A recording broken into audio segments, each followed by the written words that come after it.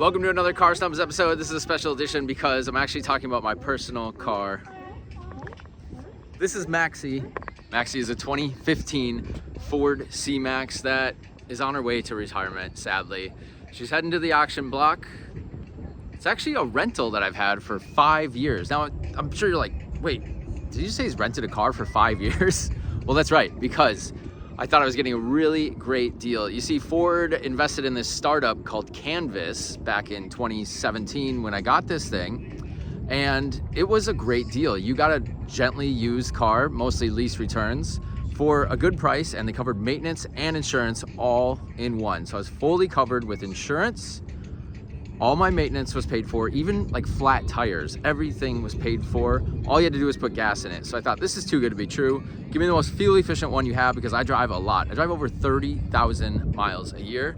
Maxie is at 145,000 miles, and to her detriment, just had the last nail in the coffin. I'm gonna show you what's wrong with her. We'll take a quick drive, and then I'll show you what kind of issues I had during her lifetime. Time to take Maxie on one of her last rides. I'm gonna give you an idea of the sounds and creaks and whatever's going on in this car when it's 145,000 miles in. I'll start the car up so you can see what's going on with it. When you first get going, everything seems normal. That little green car with the arrows means it's ready to drive. But then, once you start driving, should come on in a second.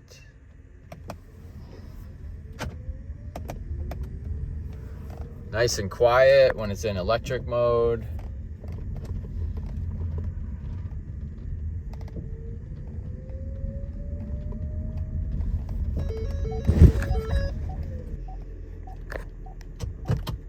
And then this happens.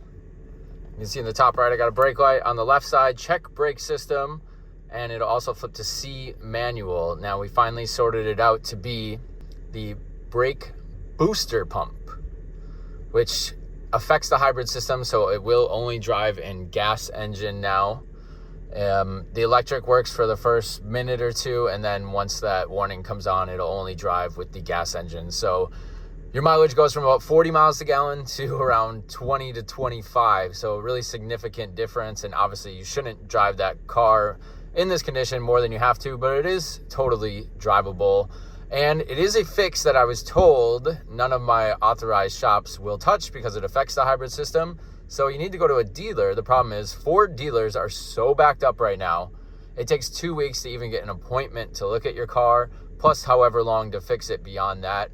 And I don't know about you, but I can't afford to not have a car for 2 to 3 weeks to fix an issue that should be fixed in 1 day. Just gonna do a nice little cruise through town, which is what this car was meant for. Back it up. It does still drive with the gas on. So as you can hear, I do have backup sensors. No camera though. Ford couldn't spare the extra $5 to throw a camera in the video screen. The brakes are really sensitive. It has sat for about 5 days, so I think there's some rust on there. I'll take you down a particularly bumpy road here so you can hear what it sounds like.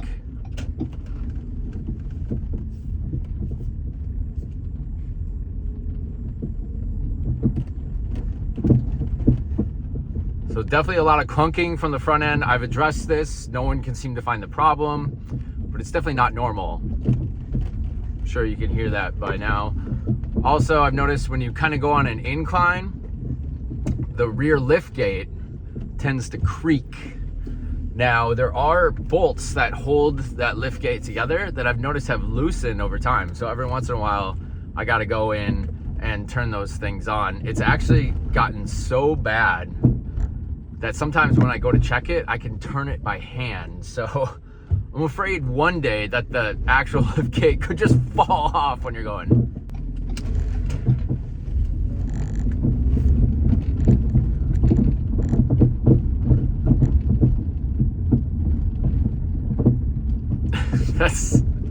That shouldn't be happening. So the ride quality is pretty terrible. It doesn't drive particularly great. It works well at slow speeds. It does what it's supposed to do. It's supposed to be a city cruiser. You're not supposed to take long road trips with this, although I have, and it's doable. It's just not what this car was made for. This car was made to stay in the city, do nice short drives, nothing exciting, nothing exhilarating, but it gets the job done. Now, I wish I could show you the hybrid and how it goes from electric to gas, but like I said, the problems with the brake booster is preventing the electric drive from working. Funny enough, if you can see that, although the hybrid system is disengaged with this brake booster failure, the hybrid screen seems to show that everything's normal. Just says engine on due to normal operation, which is very interesting because this is not normal right now. Let's take a quick walk around the car so I can show you how it's held up over the years. This is the SEL package. It is just the standard hybrid.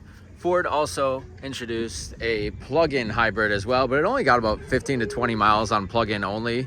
So it wasn't really that much of a benefit over the standard hybrid. And I apologize for how dirty it is. I parked under a tree and birds and leaves attacked it. So what you can't see is the paint has held up actually really good considering all that damage that it had. 17-inch rims, and it's got fog lights. One issue that I've noticed, Maxie does not like the heat. You gotta keep her cool. If you ever get over 100 degrees, you're gonna have problems with this car. And I think one of the reasons is there's very limited air slots to get in. These are actually blocked. These do not let any air in. There's just 3 little slots that let air in. These bottom 4 are all blocked. There's a little bit of air vent down here, but it's very minimal air that reaches in there. So you get this car over 100 degrees, it's gonna overheat, I guarantee it, especially if you're going up hills and overstressing the car. So keep your C-Max cool if you have one. Other than that, some trim pieces, some bits here, little side things. See, this one still has it intact, but some scrapes. This side has actually fallen off. That piece is gone. That is due to, I think, another issue that I'm going to show you in a little bit why that piece fell off. Coming to the side here, same thing. Paint still in good condition. Obviously, California sun. It being white definitely helps. And yes, those are seals you hear in the background. I'm at the marina. You can check them out here. So I got some noisy neighbors. Going to the back here, one issue that I can remember is I've seen a lot of C-Maxes with this piece here taped. So they'll just like aggressively duct tape it. It's definitely not durable enough for how it's built. The way the liftgate goes is there's a little button under here and you'll hear it release. And then it's held on by this little piece, which actually fell off on mine too. I don't know if you can see it here, but I use 3M molding tape, which I actually have some in the side here. I'll show you. This stuff. This works really, really well if yours has fallen off. Any hardware store has these. It's called molding tape. Just lay it around the back. You can cut off the excess, and this is held up for over 2 years now. So pretty good deal there. Lift this up so you can see it. It is not power. I think there was a power one available. This one is not equipped with it. I believe it had the foot thing that you could do there. Backup sensors on this, and nice little pole handle in case you can't reach it all the way down. It does have a luggage cover, which is nice. And this is what I was talking about on the ride. These bolts here that hold the strut up to keep the gate open, these get loose. Now, they're actually pretty tight right now, but sometimes I've gotten here and I could loosen these with my hand, and then you can hear the whole gate shift, and that's not a good thing. Let me walk you through the interior of the car. I've abused it a lot, as you can see, judging by the outside. It is dirty on the inside as well. But you know what? Maxie's on her way to retirement, so I figured why bother? It's going straight to the auction after this. The doors have pretty soft touch materials, at least where it counts. Up here is nice and soft. Some hard stuff in the middle here, but overall nice. You get a cup holder, map pocket. The passenger seat on this one is not power. The driver's seat is power, but you get lots of storage. Nice little net here. Glove box is really big on this. The dash is huge. Look how big the dash is. You can get it goes past my elbow to the front of it because the severe rake of the windshield for fuel efficiency. And the tech is still pretty good in this car. It's got the middle screen here. You'll see pop up. It's slow, but it works. For 2015, I think this was really ahead of its time. It's searching for my phone right now. I did turn Bluetooth off, so you're not gonna be able to see that. But AM, FM, Sirius, you got your USB. It does have navigation on it, which is not the greatest because it's from 2015 and roads have definitely changed since then. But I just use my phone and then use the audio signals. Down here you have climate control. Turn it on, you can see there. Oh, Maxi. It is dual zone climate control, so each person can adjust their own here. As you can see, let's clean it up a little bit here. Higher, lower, whatever you're doing. Rear defrost down here, the passenger airbag light is there. Shifter is a CVT, which is not ideal, but many new cars have them, and you will find out why it's not ideal coming up. In the center, we have cup holders. You got a 12-volt outlet. As I said before, Ford is really good about power. Goes inside, nice little storage. Pretty deep center console.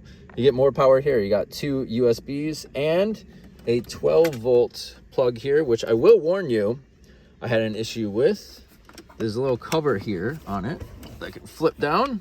I suggest keeping that flip down because I had some loose change go into that 12-volt and short the circuit. So I blew a fuse, and it took a while to kind of figure out what was going on with that. Wear and tear, though, is pretty good. I'm in and out of my car 15 to 20 times a day.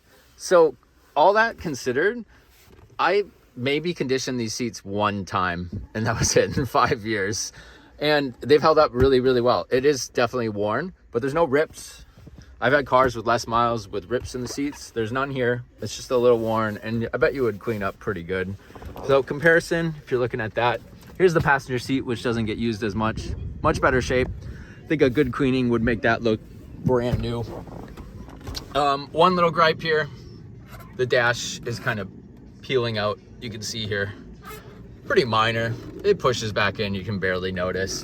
And then on the side, since I'm a person that likes to ride with my elbows and the windows open, you can see some wear and tear on that. But overall, it's held up really, really good. Back seats held up even better. Now the doors are a lot harder back here, like all hard plastic, but whatever.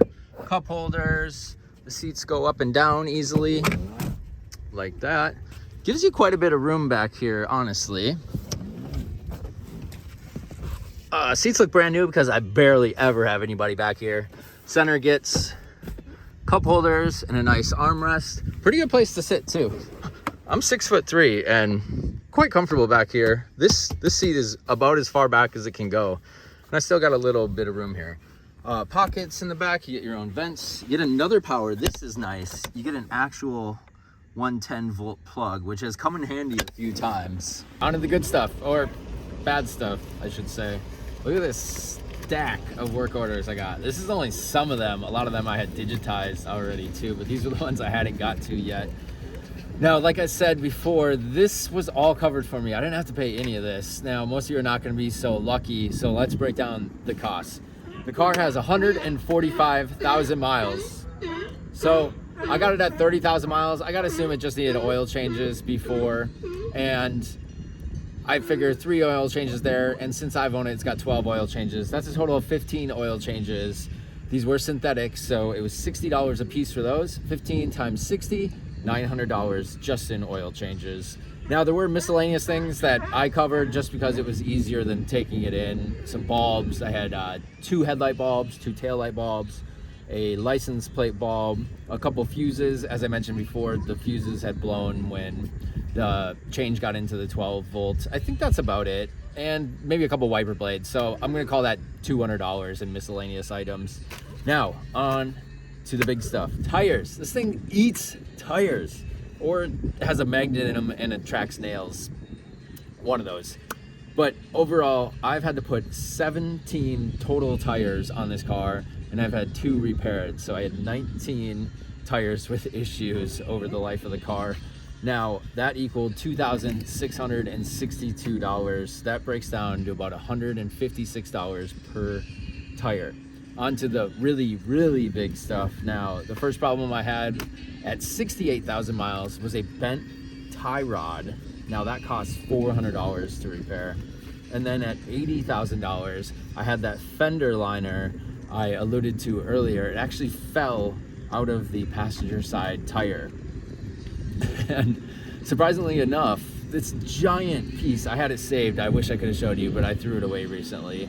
It was only about $200 to fix it, but right after that, the splash guard underneath the engine had actually completely fallen off 1,000 miles later. So I feel like the shop that put in the fender liner didn't fully secure it to the splash guard, and then it fell off in the middle of the desert on the way to Vegas. Good times. So I actually didn't even bother replacing that because it's California, it hardly ever rains, it doesn't snow. So I was like, you don't need it. And I've never had an issue with it since, or any other shop even mention it for that matter. Next up, at 90,000 miles, the entire steering rack needed to be replaced. I couldn't even steer the car. You'd steer it one way and then the wheel wouldn't steer. So obviously not a good thing. That cost $1,600. And about 8,000 miles later at 98,000 was the biggest repair to date. The entire transmission went out. Now this is equipped with a CVT transmission. They're junk. That's why Ford actually put a 100,000 mile warranty on the transmission. So I just snuck in there at 98,000. It was an $8,000 repair, 100% covered by Ford. Now if this happens to you, you might get lucky with that, but it has to fail before 100,000 miles. Next up, 125,000 miles. I had this problem where it kept clicking when I would turn. I thought it was the CV joint. Every shop was like, it's not the CV joint. They couldn't figure it out. Well, it turned out to be the front axles. Both the driver and passenger side front axles were replaced, and I got an O2 sensor at the same time because this check engine light was on, and it was caused by that. And while they were there, they did the axles for a total of $1,000. And at 133,000 miles, I think I was the only car in LA that needed a catalytic converter that still had its catalytic converter intact. The catalytic converter actually failed. Those are expensive, $2,100. And at 140, finally, it had the original battery in the car, so I can't talk much about this. It was pretty good. Lasted 7 years, needed a new battery, $250. And last but not least, its current issue right now, 145,000 miles. The brake booster pump failed, and everything I've looked up, it costs about $1,000 to fix. But like I said, you're probably gonna have to take it to a dealer, so you might add even more to that. And good luck getting to a Ford dealer at this point. So all those major repairs add up to $14,550. Yikes. Now, if you add that $14,550 with the tires, the oil changes, and the miscellaneous, you get a total of $18,312. Now, there is one caveat to that because I use a fleet company, and like I said, they cover all those charges. I haven't had to pay any of those, thankfully, but you're probably gonna pay more because these fleet companies work out a negotiated price, which is usually about 20% cheaper. So I added 20% onto that 18,000. Gives you a total of $21,974 to maintain this car up to 145,000 miles. Now, when you break that out per mile, it costs 15.2 cents just in maintenance. And if you do the gas mileage, I'm using 40 miles per gallon because that's about the average you get with this car. That would mean up to this date, it's used 3,625 gallons of fuel. I'm being conservative. I'm saying the average fuel cost is $4 a gallon. I wish that was the case in California, but nationally, we'll say $4. That equals $14,500 in gas alone. You take that $14,500, you add it to the $21,974, you get a total of $36,474 per mile cost. If you take fuel and maintenance, 25.2 cents. Now, if you take that $36,474, add it to the total purchase price of the car when new, it was $28,000 brand new. And you break that out per mile, this car has cost 44.4 cents a mile, which is still well under the federal allowance of 58.5 cents. Now, I don't include insurance in there. I'm sure there's some miscellaneous categories, but I think if you ride this car out to 150,000 miles, you're gonna fall just underneath that cost barrier. But I bet if you had a Prius or maybe a Honda equivalent, the Insight, something like that, I'm gonna guess your costs are gonna be a lot less. This has gotten to the point where it just keeps breaking every few thousand miles, and I can't put up with it anymore. So it's done. Sorry. Au revoir, Maxi. You're going off to the auction block.